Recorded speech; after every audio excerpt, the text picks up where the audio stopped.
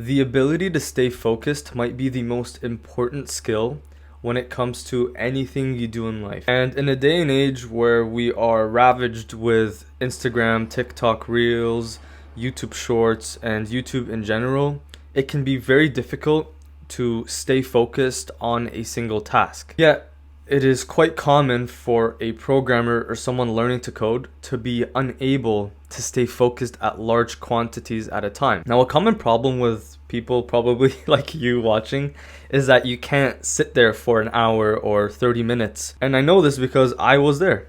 I couldn't code for more than 30 minutes. I would be on my little Codecademy application and I would sit there for like 10 minutes, 20 minutes, 30 minutes, just looking at the time. It was difficult and it really sucked. And the times where I did try to code more, it was no good. I would be distracted using my phone. I'd get notifications on my laptop and my iMac. And something was clearly wrong with me because A, I wasn't doing the focused work that I could, and B, it was showing through my work. I had zero progress in what I was doing after a couple of months, and it was becoming extremely annoying and demotivating to see that. After doing what I'll talk about here, you will be able to go from 30 minutes a day of coding to 4 hours a day of coding. The first thing you want to do is give yourself a specific time when you want to code. This could be 1 hour, 2, 3, 4 hours, whatever it may be. Just give yourself that set time block every day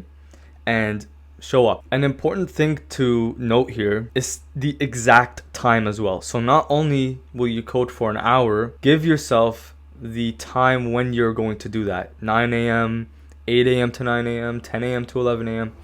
By having this strict timing, it keeps you focused on the goal and will give you that certainty that you are gonna code and that you are gonna have that time to focus on the things you need to focus on. Next, be extremely clear on what you are going to do during that time that you are coding. When you are not clear on what you are going to do, there can be no progress because you don't know what you're doing and you don't know what you need to focus on to see progress. So now that you have a time and when you are going to code, now it is your time to know what you're gonna do in that time. Is it working on HTML documents?